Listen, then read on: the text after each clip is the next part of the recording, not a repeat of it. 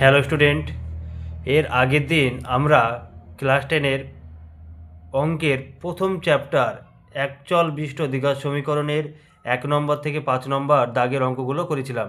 আজকে আমরা 6-এর 1 নম্বর অঙ্কটা করব। তো প্রথম অঙ্ক বলছে যে একটি আয়তকার ক্ষেত্রের কর্ণের দৈর্ঘ্য 15 মিটার এবং তার দৈর্ঘ্য প্রস্থ অপেক্ষা 3 মিটার বেশি। মানে প্রস্থ যদি 5 হয়, দৈর্ঘ্য কত হবে? 8 হবে। যদি প্রস্থ 7 হয়, দৈর্ঘ্য কত হবে? 10 হবে। মানে 7 আর 3 10, মানে 10, মানে 3 বেশি হবে এক কথায়। তাহলে এখানে প্রস্থ জানা নেই, তাহলে আমরা প্রস্থ ধরে নেব। ধরি 6-1 নম্বর, ধরি আয়তক্ষেত্রের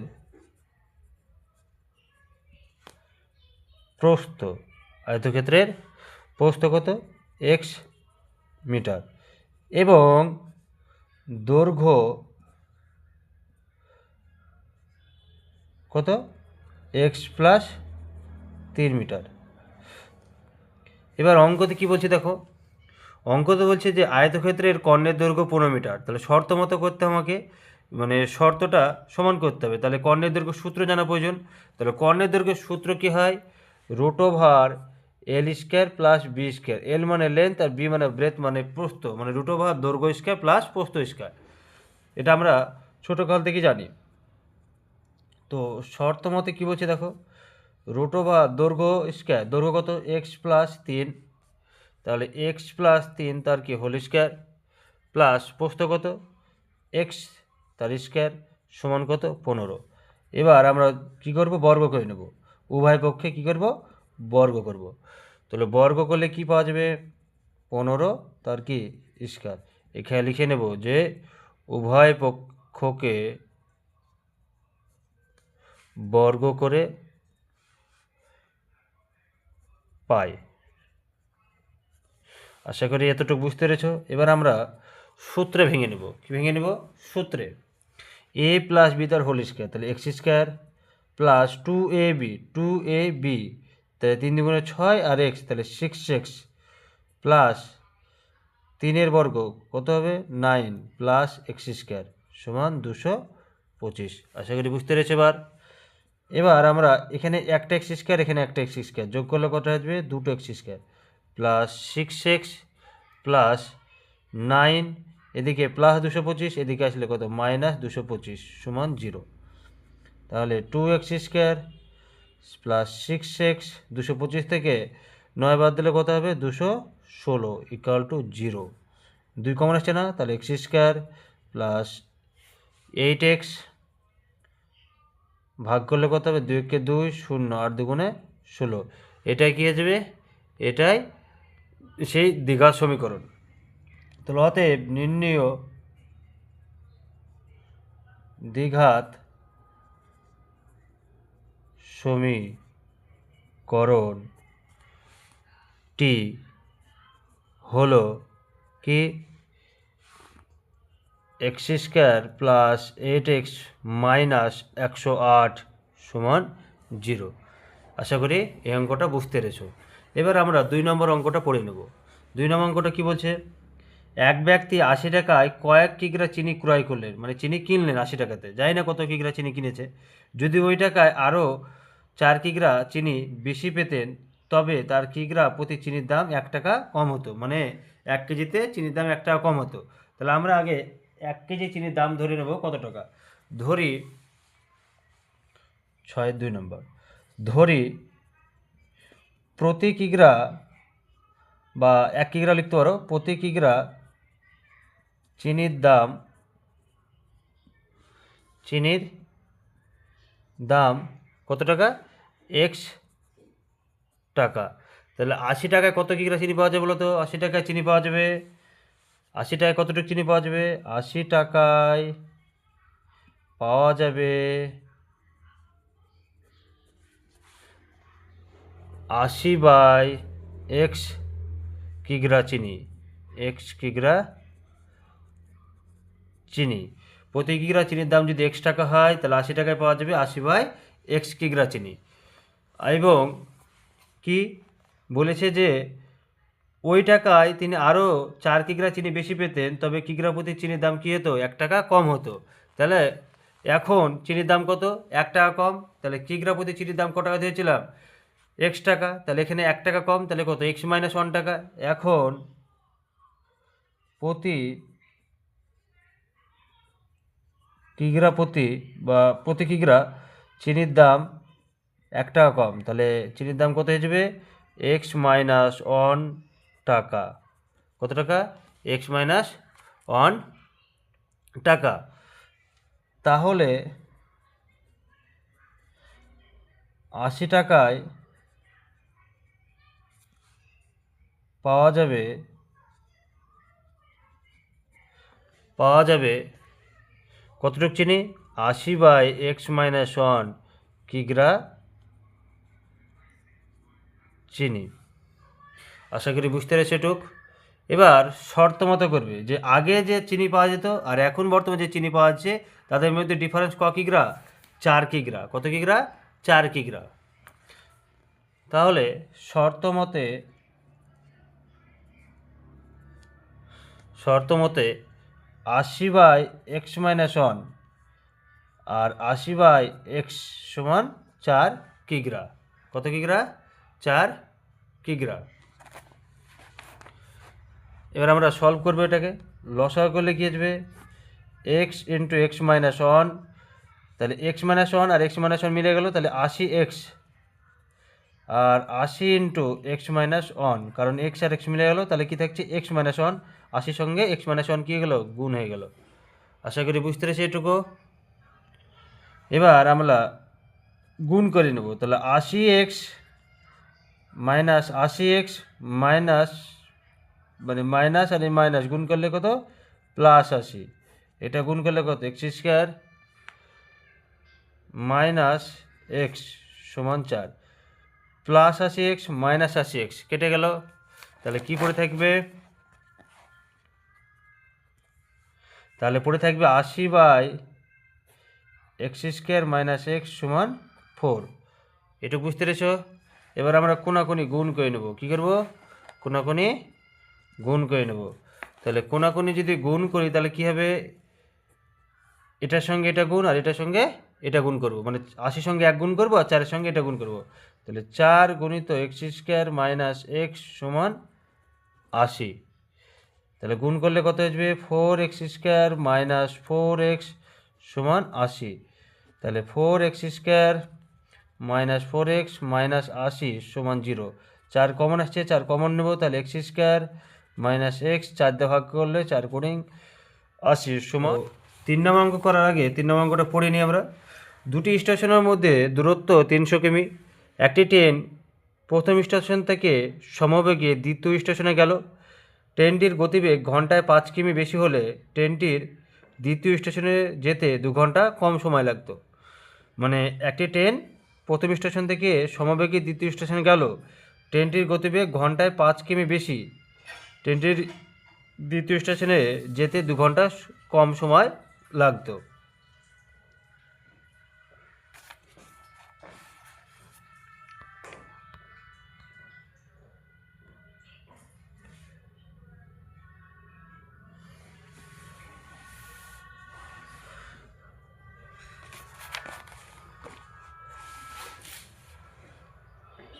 এবার দেখা যাক আমরা 3 নম্বর অঙ্কটা করব।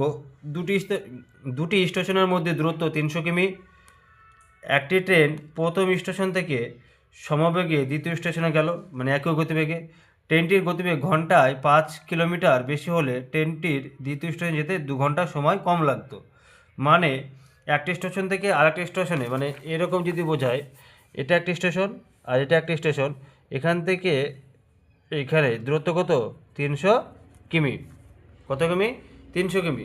তো যদি এই মানে সমবেগে যেত তাহলে মানে ঘন্টায় 5 কিমি কি বেশি হলে, মানে প্রথমে যা গেছে যে গতিবেগে, ধরো প্রথমে যে 10 গতিবেগে যায়, পরের বার কত 5 বেশি গেছে, মানে 10 প্লাস 5 বেশি গেছে, মানে 10 গতিবেগে যেতে যে সময় লাগবে আর 15 গতিবেগে যেতে যে সময় লাগবে তাদের মধ্যে ডিফারেন্সটা কত, 2 ঘন্টা। ক ঘন্টা, 2 ঘন্টা। মানে ওই ট্রেনটা অ্যাকচুয়ালি যাচ্ছে কত, ট্রেনটা 300 কিমি যাচ্ছে একবার একটা নির্দিষ্ট গতিবেগে, তারপর সেখান থেকে কত আর ঘন্টায় গতিবেগ মানে 5 কিলোমিটার কি বাড়ালো, মানে যা যাচ্ছিল তার থেকে 5 কিলোমিটার যদি বাড়ায় তাহলে তার কি 2 ঘন্টা কম সময় লাগবে। তাহলে আমরা ধরে নেব ট্রেনটির গতিবেগ কত, 6-3 নম্বর ধরি ট্রেনটির গতিবেগ এক্স কিলোমিটার পার ঘন্টা। তাহলে যদি 1 ঘন্টায় যদি এক্স কিলোমিটার যায় বা এক্স কিলোমিটার যেতে যদি 1 ঘন্টা সময় লাগে, তাহলে 300 কিলোমিটার যেতে কত ঘন্টা সময় লাগবে, মানে ট্রেনটি 1 ঘন্টায় বা এক্স কিমি যেতে সময় লাগে, এক্স কিমি যেতে সময় লাগে 1 ঘন্টা, বাংলাতে লিখতে পারো 1 ঘন্টা। তাহলে ট্রেনটি এক্স কিমি যেতে সময় লাগে 1 ঘন্টা, তাহলে 1 কিমি যেতে সময় লাগে 1/x ঘন্টা। তাহলে 300 কিমি যেতে সময় লাগে কত, 300/x ঘন্টা। এবার ট্রেনটার গতিবেগ বাড়িয়েছি কত, 5 বাড়িয়েছি। তাহলে এখন ট্রেনের গতিবেগ কত, এখন ট্রেনটির গতিবেগ x+5 কিমি পার ঘন্টা, মানে x+5 কিমি যেতে সময় লাগে কত ঘন্টা, 1 ঘন্টা। তাহলে লিখব কি, ট্রেনটি x+5 কিমি যেতে সময় লাগে 1 ঘন্টা। তাহলে ট্রেনটি 1 কিমি যেতে সময় লাগে 1/x+5 ঘন্টা। তাহলে 300 কিমি যেতে সময় লাগবে 300/x+5 ঘন্টা। তাদের মধ্যে তাহলে প্রথমে যে টাইম ধরে গেছে আর পরে যে টাইম ধরে গেছে তাদের মধ্যে ডিফারেন্স ক ঘন্টা, 2 ঘন্টা। ক ঘন্টা, 2 ঘন্টা। তাহলে শর্ত মতে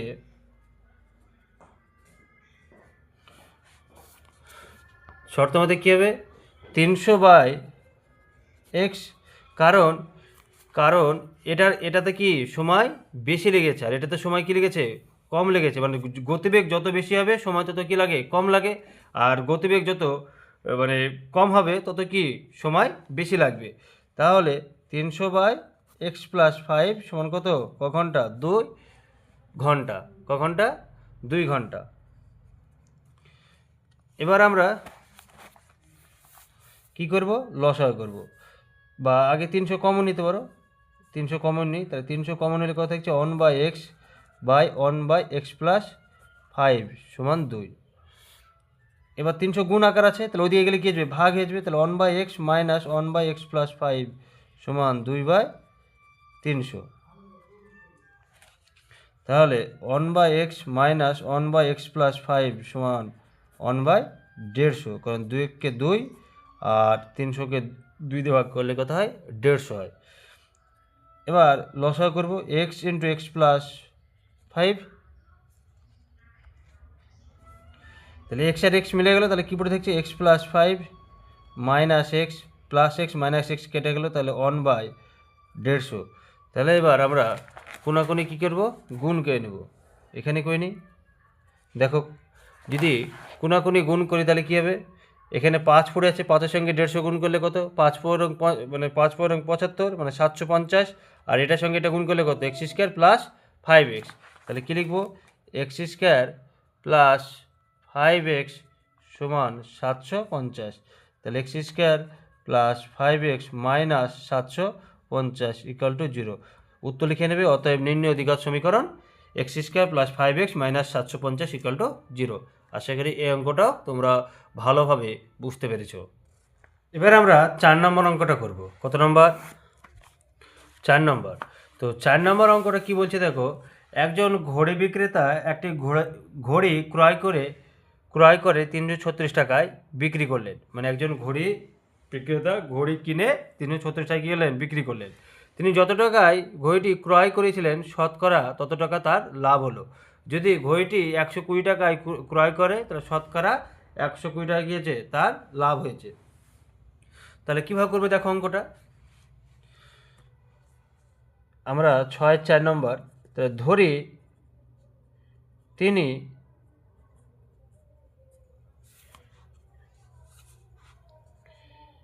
ঘড়িটি x টাকায় ক্রয় করেছিলেন। ধরে নিলাম যে তিনি ঘড়িটি x টাকায় ক্রয় করেছিলেন এবং ঘড়িটির বিক্রয় মূল্য কত?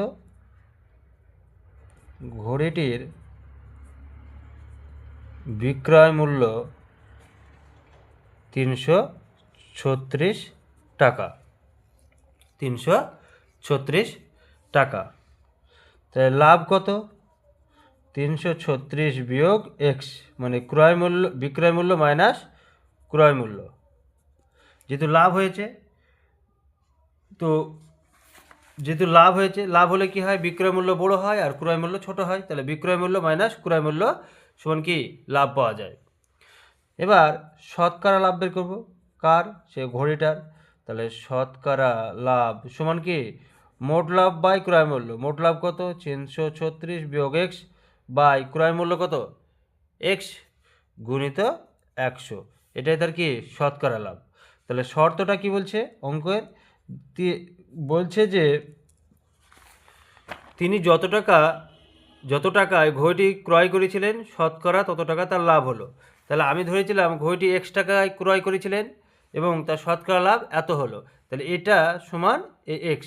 তাহলে শর্ত মতে কী লিখব? 336 মাইনাস x বাই x গুণিত 100 সমান x। আশা করি বুঝতে পেরেছ। তাহলে এবার আমরা কি করব?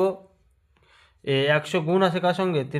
মানে উপরের সঙ্গে। তো উপরের সঙ্গে কী করলাম? 100 গুণ আকারে লিখে দিলাম বাই x সমান x। এবার কোনাকুনি গুণ কে নিই, তাহলে কত? x square. এবার গুণ করলে কত হবে? 336, দুটো শূন্য লেগে যাবে আর 100x।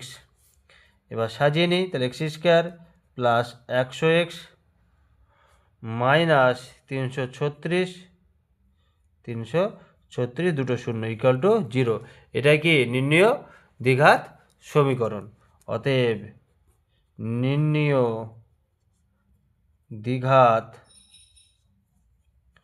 সমীকরণ x square plus 100x minus 336 দুটো শূন্য ইকুয়াল টু 0। আশা করি এই অঙ্কটা তোমরা বুঝতে পেরেছ।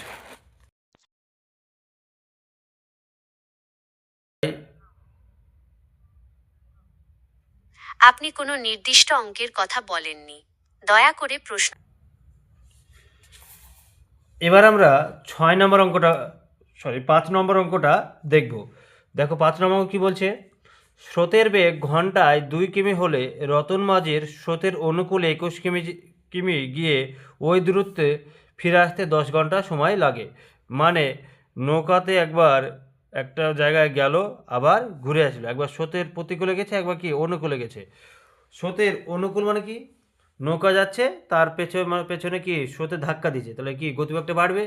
আর প্রতিকূলে মানে কি? মানে স্রোতের উল্টো দিকে যাচ্ছে, তাহলে কী হবে? গতিবেগ কমবে। তাহলে আমরা গতিবেগ ধরে নেব, নৌকাটার গতিবেগ ধরে নেব কত? যে ধরি নৌকার গতিবেগ x কিমি পার ঘন্টা। ধরি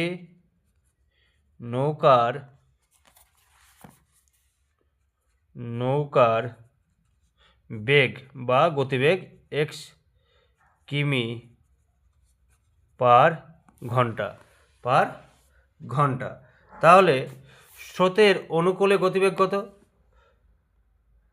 অতএব স্রোতের অনুকূলে অনুকূলে নৌকার বেগ কত এক্স প্লাস 2 কিমি এক্স প্লাস 2 কিমি পার ঘন্টা। নৌকার গতিবেগ এক্স প্লাস 2 কিমি পার ঘন্টা এবং স্রোতের প্রতিকূলে নৌকার বেগ কী হবে এক্স মাইনাস 2 কিমি পার ঘন্টা। তাহলে টোটাল দূরত্ব কত গেছে? টোটাল দূরত্ব গেছে 21 কিমি, মানে 21 কিমি গিয়েছে আর 21 কিমি এসেছে। তাহলে প্রথমে 21 কিমি যেতে সময় কত লেগেছে? প্রথম 21 কিমি যেতে যদি মানে এক্স প্লাস 2 কিমি যেতে সময় লাগে 1 ঘন্টা, তাহলে 1 কিমি যেতে ওকে কি নেবে? তাহলে আমি একবারে লিখে নিচ্ছি যে 21 কিমি যেতে সময় লাগে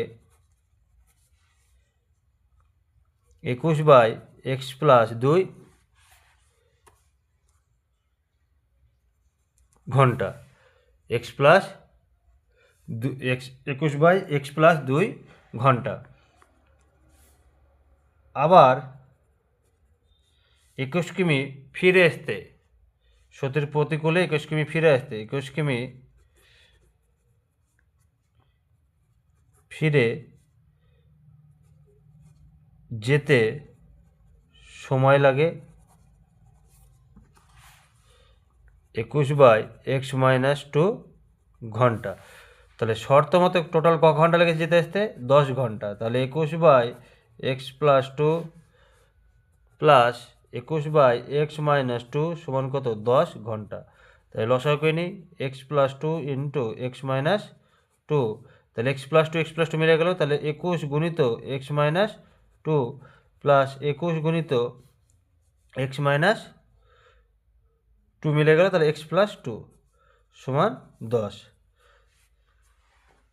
এটাও করলে হতো যে 21 কমন নিয়ে তারপর হিসাব করলে করা যেত, যাই করা হয়ে গেছে। তাহলে 21x minus 42 plus 21x plus 42, আর এটা হবে এক্স স্কোয়ার মাইনাস 4, মানে এ প্লাস বি ইন্টু এ মাইনাস বি। তাহলে কী হবে? এ স্কোয়ার মাইনাস বি স্কোয়ার সমান 10। এবার এখানে মাইনাস 42 প্লাস 42 কেটে গেল, তাহলে 21x আর 21x যোগ করলে কত হবে? 2 আর 4 42x by x square minus 4 সমান 10। এবার কোনাকুনি গুণ করে নিই। তাহলে কোনাকুনি যদি গুণ করি তাহলে কী হবে?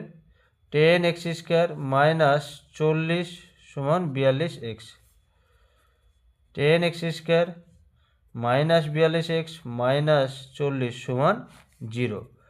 তাহলে দুই যদি কমন